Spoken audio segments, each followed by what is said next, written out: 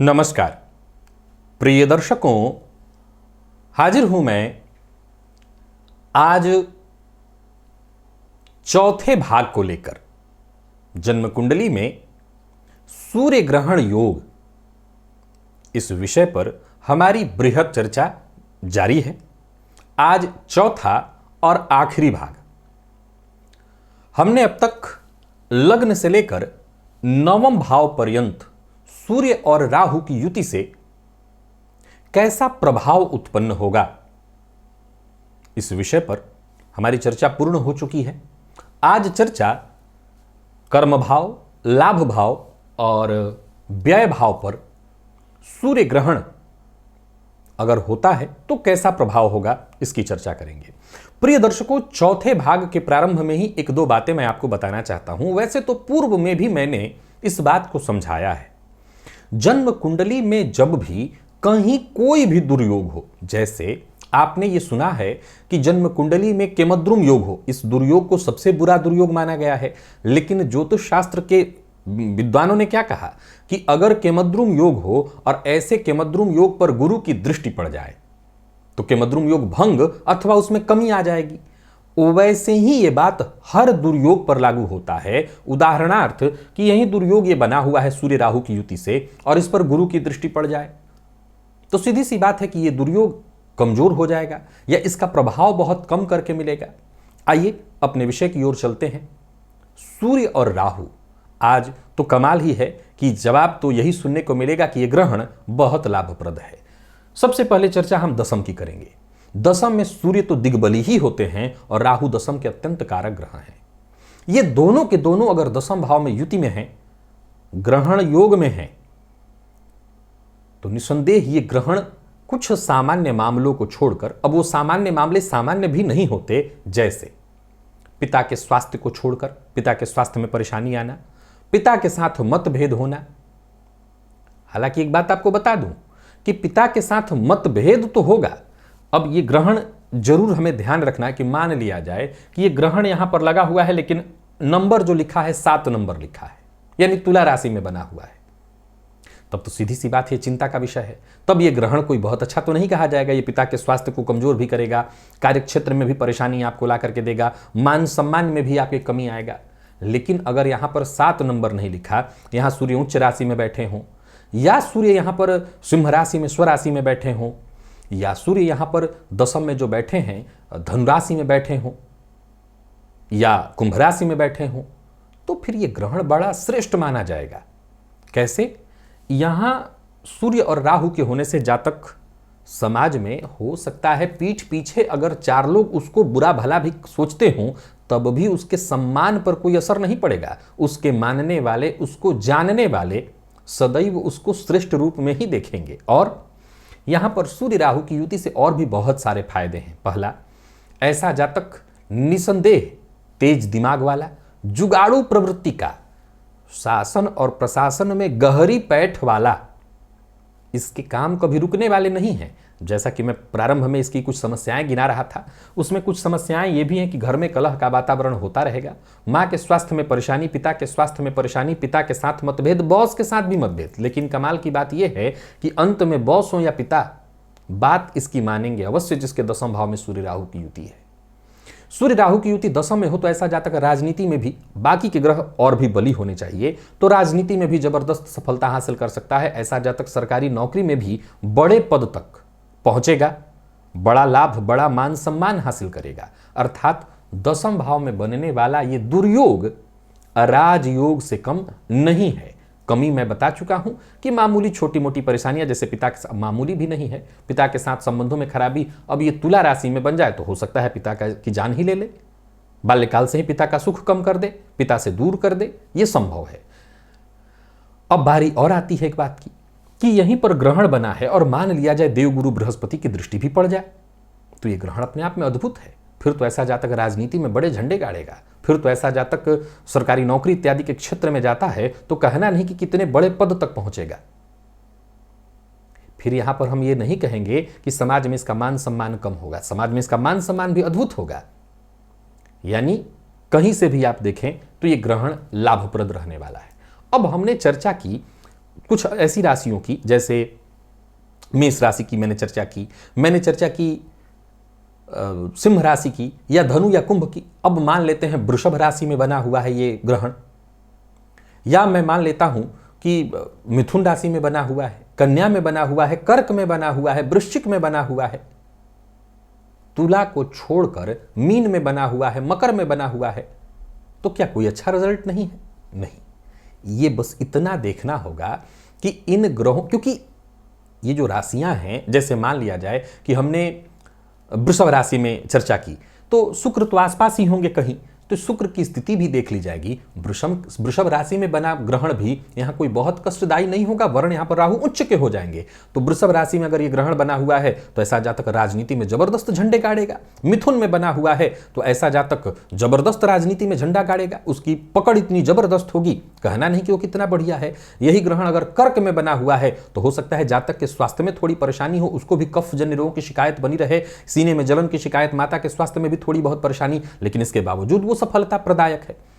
ये जो 4 राशियां हैं, मेष, सिंह, धनु और कुंभ, ऐसा नहीं कि केवल इन्हीं में यहां पर ग्रहण श्रेष्ठ प्रभाव देगा। अगर तुला को छोड़ दें तो लगभग हर राशि में यहां श्रेष्ठ प्रभाव है। अब हम तुला की चर्चा करेंगे कि तुला राशि में बना हो तो तुला में भी अगर बना हो, किसी शुभ ग्रह की दृष्टि पड़ जाए और शुक्र मजबूत स्थिति में हो, शुक्र मजबूत स्थिति में, अस्त न हो, अंश बल से कमजोर न हो, तो मैं समझता हूं कि नीच राशि में बना ग्रहण भी आध्यात्मिक दृष्टिकोण से तो नहीं, परंतु भौतिक दृष्टिकोण से देखा जाए तो जातक के सुखों में कोई विशेष कमी नहीं लाएगा। यह संभव है कि ऐसी अवस्था में जातक पिता का अपमान करने वाला, यह संभव है कि पिता के सुखों से वंचित, मां का भी अपमान कर दे, अपने आगे किसी को न समझे, अहंकारी प्रवृत्ति का इत्यादि होगा। उसके अंदर कुछ ना कुछ कमियां तो होंगी, नीच राशि में सूर्य है तो, लेकिन उसके भौतिक सुखों में मैं कमी नहीं देख रहा हूं, क्योंकि यहां भौतिक सुख उसे पूरी तरह से प्राप्त होगा। अब यही ग्रहण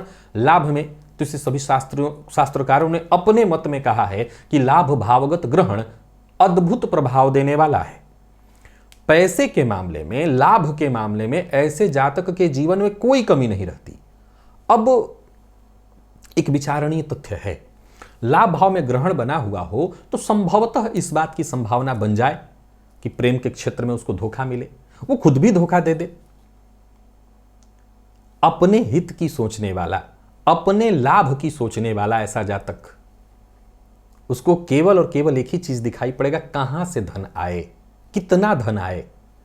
ऐसा नहीं है कि लाभ भावगत अगर ग्रहण योग हो तो एक समय के बाद वो धन से भी उसका उच्चाटन न हो जाए, वो इतना धन अर्जित कर लेगा कि धन से भी उसका मन उच्चाट हो जाए, परंतु हां, उसकी मूल चाहत केवल धन कमाने की ही होगी। यहां पर कोई भी राशि बनी हुई हो, मेष से लेकर मीन पर्यंत, लाभ भाव में ग्रहण योग अत्यंत श्रेष्ठ फल प्रदायक है। विशेषकर ऐसा जातक विशेष श्रेष्ठ धनवान होता है, इसमें कहीं कोई दो राय नहीं, दो मत नहीं। बात आती है तुला राशि की कि नीच राशि में भी ग्रहण लगा हुआ हो तो क्या तब भी कोई बुरा प्रभाव नहीं आएगा? मैं फिर दोहरा देता हूं कि जरूर आएगा। ऐसा नहीं है कि इस ग्रहण से कुछ बुरा प्रभाव नहीं आएगा, जरूर आएगा। इस जातक के बड़े माता पिता, बड़े भाई बहन, हो सकता है उनके साथ संबंधों में कमी आ जाएगी, हो सकता है इसके व्यवहार से जो इसके बड़े लोग हों, जब इंसान 0 से ऊपर पहुंचता है तो 2 बातें देखने में आती हैं। रेयर ऐसा होता है कि जब इंसान 0 से ऊपर पहुंचता है तो उसकी विनम्रता बाकी रह जाए, अहंकार तो आ ही जाता है। ऐसा हो नहीं सकता कि अहंकार उसको छू न जाए।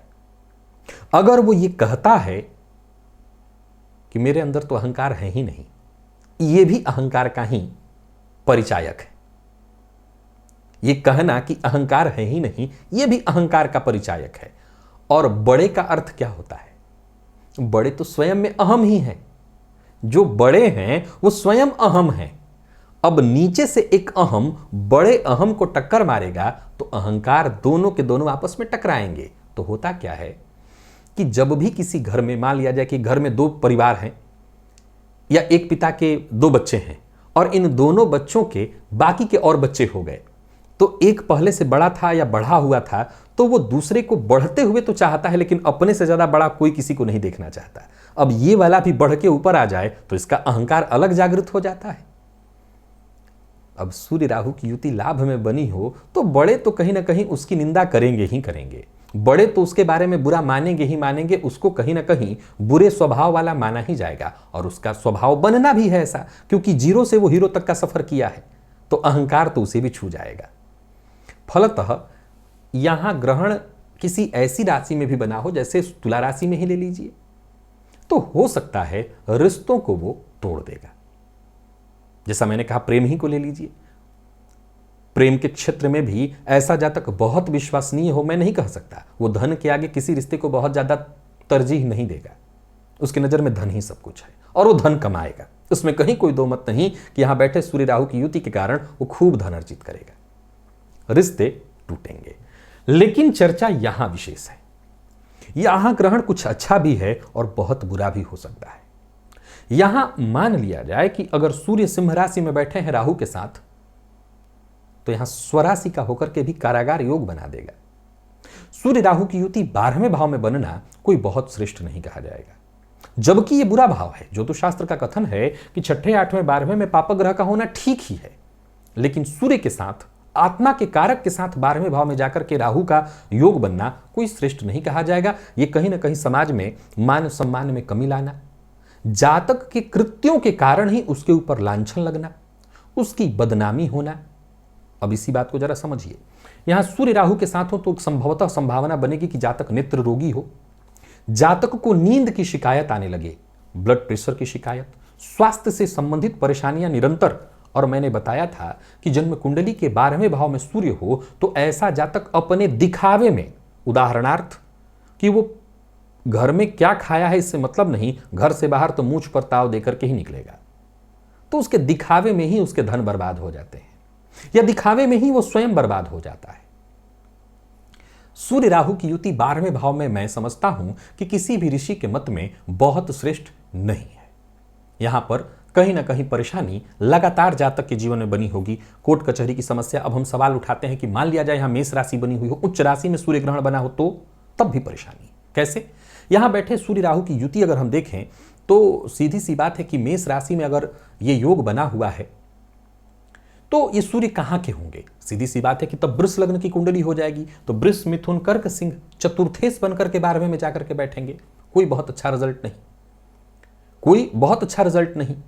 वृषभ की ही अगर हम बात करें तो पराक्रमेश जाकर के 12वें में बैठेंगे, यानी मिला जुला करके सूर्य का वहां होना स्वयं की राशि में भी होकर के हो सकता है अंततः ये जातक अपने शत्रुओं पर विजय पताका लहराए, जीत जाए, अपने शत्रुओं को दबा दे, लेकिन तब भी ये श्रेष्ठ नहीं होगा। जैसा मैंने कहा कि संभावना है कि 12वें भाव का स्वामी राहु के साथ युति बनाकर के 12वें भाव में बैठा है तो संभवतः कारागार की स्थिति बन जाएगी, जेल जाना पड़ सकता है, या ऐसे जातक का जो धन है महत्वपूर्ण, उसका जो धन कमाया उपार्जित धन है वो कहीं ना कहीं गलत तरीके से वो बर्बाद कर देगा।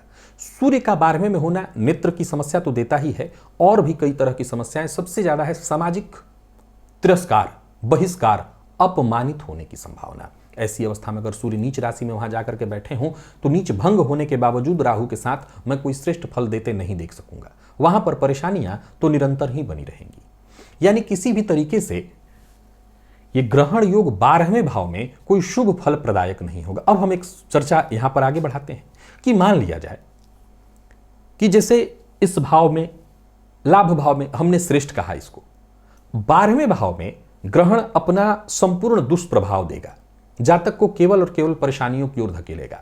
लेकिन ऐसी स्थिति में किसी शुभ ग्रह की दृष्टि पड़ जाए, मान लिया जाए कि ग्रहण योग बना हुआ है, गुरु यहां बैठ करके दृष्टि डाल रहे हैं, तब क्या कुछ अंतर आएगा? मान लिया जाए कि गुरु यहीं पर बैठ करके या यहीं पर बैठ करके दृष्टि डाल रहे हैं, कुछ सामान्य अंतर जरूर आ जाएगा। ग्रहण के चलते जैसे जातक जेल ही चला जाए, संभवतः संभावना ऐसी बनेगी कि अपने जो उसके लिंक हैं, जो उसके जानकार हैं, समाज में जो उसकी पकड़ है, उसके चलते संभव है कि वो थाने से लोग आए और उठा करके ले जा रहे हो, तब तक एक फोन किसी तरह से चला जाए और थाने से जाकर के लौट आए। ये गुरु की दृष्टि के कारण होगा, या ये संभव है कि पैसे जो वो बर्बाद करेगा दिखावे के रूप पर करेगा तो वो तय है, इसमें कहीं कोई संशय नहीं कि व्यर्थ के दिखावे पर वो धन उड़ाएगा ही उड़ाएगा। लेकिन गुरु इत्यादि ग्रहों की दृष्टि पड़ जाने से कहीं ना कहीं ये जो दिखावा है, ये उसकी मूर्खता ही इसको कही जाएगी, उसमें थोड़ी कमी आएगी। बाकी 12वें भाव में सूर्य राहु की युति को किसी तरीके से इस बात की पुष्टि नहीं की जा सकती कि यह श्रेष्ठ फल प्रदायक होने वाला है, यह हर तरह से कष्टदायी ही सिद्ध होगा। अब हम आज चर्चा पूर्ण कर चुके इस दुर्योग की। जिन भावों में मैंने अच्छा बताया, जिनकी कुंडली में है उसका लाभ वो देख रहे होंगे। जिन भावों में मैंने बुरा बताया वो कोई और कारण ही बन रहा हो जिससे उसका कम दुष्प्रभाव मिल रहा हो, कम बाकी दुष्प्रभाव मिलेगा। अब एक आखिरी पॉइंट जिस पर हम चर्चा करें, जिसे समझने की आवश्यकता है प्रिय दर्शकों। देखिए, आज के इस परिवेश में यही असली मूल बात है जो चौथे पाठ के लोग देख रहे होंगे इस विषय को, वही इस विषय को समझ सकेंगे। आज के इस परिवेश में जन्म कुंडली में दुर्योग कोई भी हो, उन दुर्योगों से उतना ज्यादा भयभीत होने की बात है ही नहीं, क्योंकि हमारा एकमात्र मूल जो धर्म है, या यूं कहें कि हम जिस धर्म को जी रहे, धर्म का अर्थ हमारा कर्तव्य, धर्म का अर्थ पूजा नहीं कर्तव्य, वो सिर्फ यही है धन। हम केवल और केवल धन के पीछे जा रहे हैं। हमारा कोई मूल धर्म आध्यात्मिक रूप से है नहीं। इसका पूरा जो दुष्प्रभाव है, इस ग्रहण को बहुत बुरा कहा गया, लेकिन अभी अभी आपने देखा 12वें भाव में मैंने इसको कई भावों में बहुत ही श्रेष्ठ बताया। यहां तक कि ऐसा जातक पिता का अपमान करेगा और मैंने इसको कोई बहुत गंभीरता वाली बात नहीं दर्शाई। क्यों? क्या यह गंभीर बात नहीं है? है, बहुत गंभीर बात है। लेकिन आज इस परिवेश के आधार पर अगर आप देखें तो कहां दिखाई पड़ेगा आपको? हर घर में, मैं तो यह भी नहीं कह सकता कि हर दूसरे घर में, हर घर में यही माहौल है। तो उसको बुरा कैसे कहें और क्या कहें? सूर्य का ग्रहण में होना जातक को आध्यात्मिक दृष्टिकोण से पूरी तरह से कमजोर कर देता है। इसका आध्यात्मिक जो दृष्टिकोण है पूरी तरह से क्षत विक्षत हो जाता है। यही कमी है। बाकी आज के इस परिवेश में धन जो हमारी कमाने की लालसा है, ये न के न प्रकारेण कमाने की लालसा है, उसमें यह ग्रहण कहीं कोई कमी नहीं लाता। जरा मान करके चलिए कि आप एक ऐसे बड़े व्यक्ति, नेता इत्यादि को लेकर के आइए जो, या कोई भी जो बड़ा धन कमा रहा हो, उसके पीछे के बैकग्राउंड को आप खंगालें तो पता चला पता नहीं कितनी बातें हैं। तो मूल क्या है? धन कमाना, और उसमें यह ग्रहण कोई विशेष परेशानी नहीं लाएगा। अब जो लोग जेल जा रहे हैं, जैसे 12वें भाव के सूर्य को मैंने जेल जाने की बात कही, समझ ही रहे होंगे आज के इस परिवेश में जो जेल जा रहे हो तो और नाम कमा करके आ रहा है। तो ग्रहण इत्यादि जो भी दुर्योग हो, उसका एक मूल जो नुकसान है वो आध्यात्मिक तौर पर है। आध्यात्म को, आपकी आत्मा को, आत्मविश्वास को ये मारेगा। उपाय, जिनको अपना आध्यात्म बचाना हो, जिनको अपना आध्यात्मिक दृष्टिकोण बनाए रखना हो, वो क्या करें? वो भुवन भास्कर की आराधना करें, सूर्य की आराधना करें, सूर्योदय के बाद तक न सोएं, पिता का सम्मान करें। आत्मविश्वास तभी बना रहेगा, और सूर्य की आराधना करते रहें तो ग्रहण से भी डरने की आवश्यकता नहीं रह जाएगी।